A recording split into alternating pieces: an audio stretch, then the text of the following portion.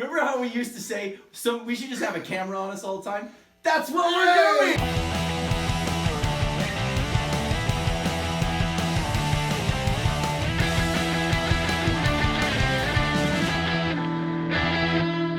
Welcome, sports fans, to another week of the Loop Power Rankings, brought to you by 36 Pitch Productions from the NoHo Arts District Studios in Southern California's beautiful San Fernando Valley. I'm Brian Burns. And I'm Matt Vega. The cool fall weather is coming in. Halloween is on the horizon. Another unpredictable week in the NFL. Another big upset in the Loop League. And an unlikely winning streak possibly in the making are among the things we will get to. And we are officially crossing into the second half of the fantasy football season. Not to mention, the Battle of Ohio is happening Monday night. Halloween night. That's right. Hence the uniform. So ladies and gentlemen, let's make like Brian Bosworth as he stares into the horizon of 1980 C-list Hollywood cinema where the striking vengeance of Bo Jackson does not exist, and dive in. Number one, Matt. Wouldn't it have been the worst if Bo Jackson decided to go into acting too? And just crushing in that. Right. Bosworth, he makes his little milkshake, he feeds his pet Komodo dragon, turns the corner, and there's fucking Bo Jackson standing there. Nope, I'm out. Going back to playing football. All right, Matt. Right, number one, the Kuppets, strolling into the second half of the season with a still unblemished record is Clint, Big Poppa Pump, holla if you hear Brian, and his fierce and mighty Kuppets. A win is a win, no matter how ugly it was, and that is especially true for our reigning number one after narrowly escaping the jaws of defeat from Dane à manger, 113 to 110.5. In the closest game of the week, with Kupp, Singletary, Henderson, and Robinson all in the bye week, the Kuppets could barely field the team yet managed to squeak through the week with a win thanks to Josh Jacobs, Jingleheimer Schmitten, and his 41-point day against the woeful Housten Texans, gashing them for 143 yards on the ground and 3 touchdowns along the way. Brian? That's a nice throwback to last year. The 3 Jeezy, J3, Josh Jacobs, you can have a how to guy. Clint gives us all kinds of material to work with. Poppa Pump. Bring it on, Clint. If you hear me. Number 2, Drake from State Farm. We go from the tightest game of the week to the high score of the week as Matt's Drake from State Farm team shoots up the rankings from 4 to 2. How you doing, buddy? I'm here. All right. After soundly defeating the Hut-less Kerryon Luggage team 157 to 82. In a week where Nick Chubb and Derrick Henry had 18 and 21 points respectively, it was Seattle Seachickens Newly minted number 1 running back Kenneth Walker III. Yeah. Kenneth Walker III. Third. He was wearing my Harvard tie. Like old shoe. Like he was Harvard. Who led the charge on the ground with 38 fantasy points on 168 yards rushing and 2 trips to the end zone. The 5 to 2 T in addition to Njoku. Wow. I will read whatever you write there. Yep. In addition to Njoku with 14 points before exiting with an ankle sprain, unfortunate. And Mahomes' 40-point day helped Drake slide into number 2 and capture the high score for the week. Hey. So high, Matt. So high. So high. So high. You have no idea at home how high it's gotten. Oh, so high. Hawk Blockers at number 3 at 5 and 2. The Hawk Blockers fall back a spot to number 3 after losing to Asher's Mama's winning 136 to 20. Should have seen that one coming. Her winning is in her name. He was bound to lose. Yeah, well. Justin Jefferson on the bye week appears to have set this team back just enough to prevent the win. The rest of the roster was plagued with underperforming, as highlighted by Dak Prescott. That's a Dak Prescott. That's a Dak Prescott with his 15 points in return to action. Speaking of which, D-Hop is back and contributed 22 points with 10 grabs for 130 yards, Wait, not for that. Nope. It was, 130 yards. Even with Jones and Barkley giving a combined 60 points, though. It's a great running back room. It still just wasn't enough. We're off to a great start, folks. Number 4. I was feeling good coming into it, too. Smoking Herb. We're all doing great. Smoking Herb at 4 and 3. Coming in at number 4, just a goddamn cool as a cucumber. James and his Smoking Herb team, after burying Barry's pick six soccer team, the Horned Ones, 147 to 113. Everyone seemingly was scoring on this roster all week, and it showed in the points total. Herbert and Eckler continue their dominant season in fantasy world, even as the Chargers struggle to find wins as they combine for 57 points. Rookie sensation Chris Olave, which we all means to bluff, right? So you were playing cards, and he cheated. Had 19 for New Orleans running back. Breece Hall managed 18 points before an ACL injury cut his game in two, and his season short. This is going to be tough for the Jets and for James. Outside of them, the highest scorer was Juju Smith-Schuster in Kansas City, who had 28 points on the bench. Matt, nope. Back to me. Keep it going. Number 5, Kerryon Luggage. We're going 4 and 3. By the way, ladies and gentlemen, there's a 5-way tie for 4th place. Number 5, but 4. At Kerryon Luggage at 4 and 3, it was a short trip to the 3. Nope. It was a short trip to the 3 after a Hut-less Kerryon Luggage team got shellacked by Drake. From State Farm, 157 to 82. Apparently, no one explained bye weeks to Abed before letting him take over a team in the league. And we're okay with that. It was a rough go for Abed as his QB and kicker were left on the starting roster despite having a bye week, and Hollywood Brown being left in after suffering a knee injury in week 6. Had a whole week to think about it, thus netting Kerryon Luggage 3 goose eggs to overcome. And he couldn't. New Niners CMC, Russian Factory, Jukin Factory, full of jabs this has to be, only managed 7 points. It was his first game. His first game. He was there for like a day and a half. Yeah. He had a scone and barely gave him a uniform. All right. They wrote his name on the back. It doesn't matter if it doesn't fit. Just go. Run, Christian, run. Baltimore, that's a throwback to a worser time. Run, Christian, run. Baltimore's defense had a great morning with 18 versus the Browns, and Travis Etienne fixed everything except this score, even with his 23 points. Well done, Matt. Matt! All right. Number 6, I ride with Rodgers. You sweaty gash. You horrible human being. How dare you? Yeah, I dare you. Oh, God. And number 6 is formerly the Sixth Panther. I ride with Rodgers because we all know the only QB Brian loves more than Baker Mayfield is Aaron Rodgers. Oh, my God. While it would be the appropriate thing to keep the Sixth Panther moniker, seeing as how he is currently living at 6, we're hoping the name change to start the second half of the season will be the spark that gets Brian's team roaring back after this week. This is awful. This is so bad. Every week it's worse. Last week, he lost to the Virgin Murray in our loop game of the week, 105.5 to 84, missing the league low in scoring by just 2 points. Brian finally got production from Judge Judy and Christian Kirk, 16 points apiece, and Raheem the Dream Mostert seems to have taken over the lead back duties in South Beach, bringing in 21 points for Brian. About time. And on the other side of that game, the Virgin Murray, number 7 at 4 and 3 also. Our victor from the week 7 matchup of the week is Sage's Virgin Murray squad as we must just what the fuck did I write? Here we go. That's what it is. You're supposed to be reading this part. But it's not highlighted. But I know. When I was writing it, I thought, oh, this will be Brian's. But then what you said. But then I fucked it up. And then we did. So wrong. Whole lot of bye weeks and some technical difficulties. With roster said he didn't stop Sage from climbing the rankings this week and staying above 500. Total group effort in this one with the Bengals, Joe Mixon and T. Higgins walking like Egyptians to 17 and 14 points respectively. Newly acquired, whatever the fuck his first name is, Firemouth with 15 points. And the furious toddler getting 21, although Murray was actually the lowest scoring QB on her roster with Danny Dimes Jones getting 36 points on the day while Davis Mills coming in with 28 on the bench.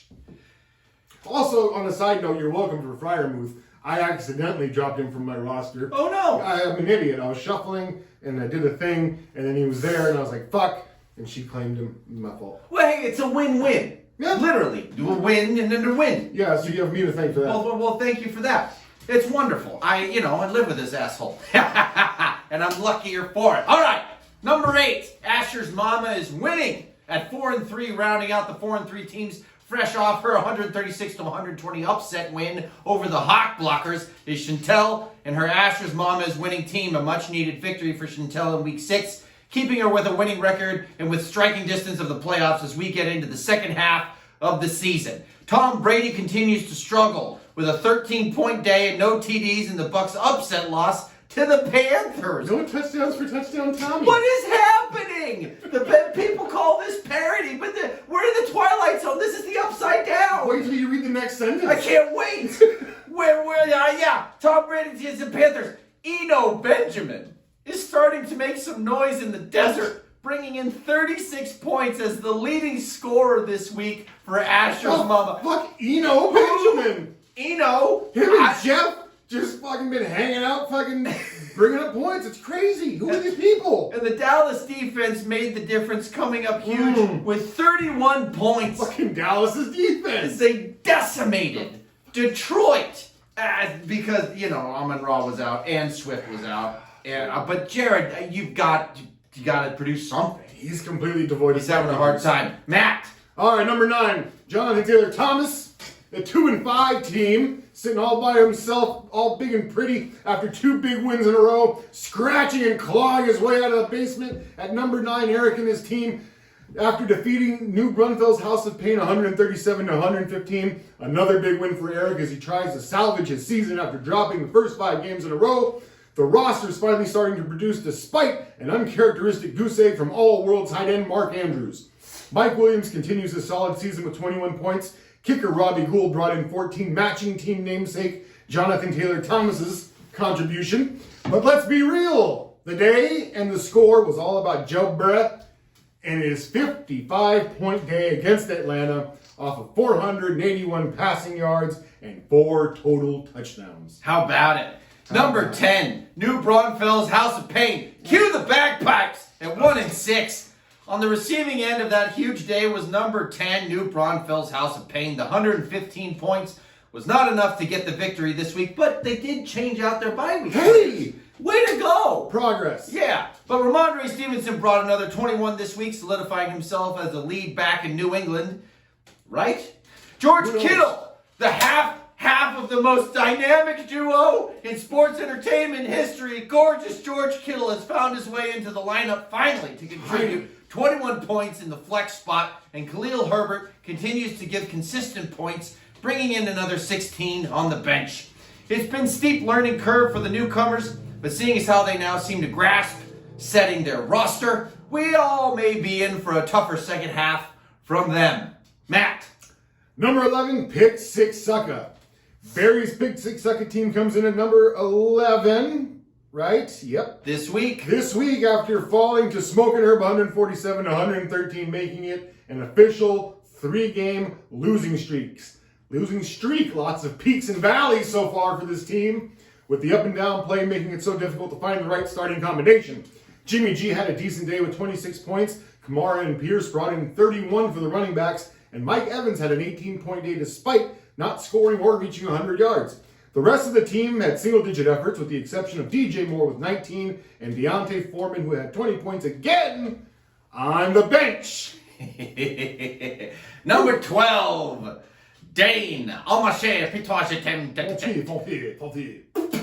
Coming in at number 12, the maybe not so great Dane Almaché.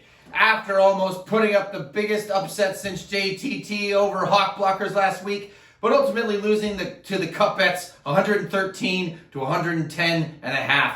Dane played his absolute best hand last week and was leading most of the day. Almaché had decent performances by NFL darling and most unintentionally funny person on the planet, Geno Smith, and Devontae Adams, who both got 17 points. But the leader in the fantasy locker room was Cincy wide receiver Taj Boyd, who had a huge 33.5 point day off of 8 receiving yards for 8 receptions for 155 yards and a touchdown. Dane might have pulled this one out of the Jags. Dane might have pulled this one out if the Jags had actually played James Robinson instead of sitting him prevent injury before they could reach a trade with the Jets. And now, ladies and gentlemen, it is time for this week's matchup of the week. This week's matchup highlight is brought to you by the home of the world-famous pizza with bean sprouts from Daddy Green's Pizza. Just directing a pizza to Daddy Green's Pizza. This week we look to the matchup between the king of Centennial Park, James Wilson, as he sits atop his hill of the five-way tie for fourth place, and his Smoke and Herb team versus Mike Mellon's Hawk Blockers. Mike Mellon Bull, you son of a bitch! The Hawk Blockers are on a 2-game skid, while Smoke and Herb has won his last 3 contests in a row. That's called a winning streak. Look at him go! Mike is going to benefit greatly from DeAndre Hopkins' return in Arizona, as he did last week, along with Dak Prescott. That's a Dak Prescott? That's a Dak Prescott. While Justin Jefferson and Saquon, damn it, have had very reliable seasons thus far. He'll have to hope that Aaron Jones gets all the balls in his face when the Packers take on Buffalo. Seems likely, as he's their most reliable ball handler, though that run defense is Janet Jackson level nasty. And James, he's really good at handling balls. I mean, is good at it, Soft hands. That's what great kisser, if I could steal your punchline. Smells terrific. James Smoke and Herb has landed at the T this year. Nope. James Smoke and Herb has landed at the this year month-long T, facing some challenges this week as the thoroughbreds. I even wrote it. No, I don't read it before I don't read it before I read it. I wrote the damn thing. You didn't mean. I have no idea. As his thoroughbreds, Austin Keeper. That's not it. Austin Heckler. That's him. But I think you autocorrect. Justin Herbert. I never mean duck. Okay, Austin Eckler, Justin Herbert, and Juju Smith-Schuster are all in the stable on a bye. This is his bye week. Not to mention Breece Hall is on the IR, leaving him with James Cook from the Bills or Kenyon Drake to fill in for running back.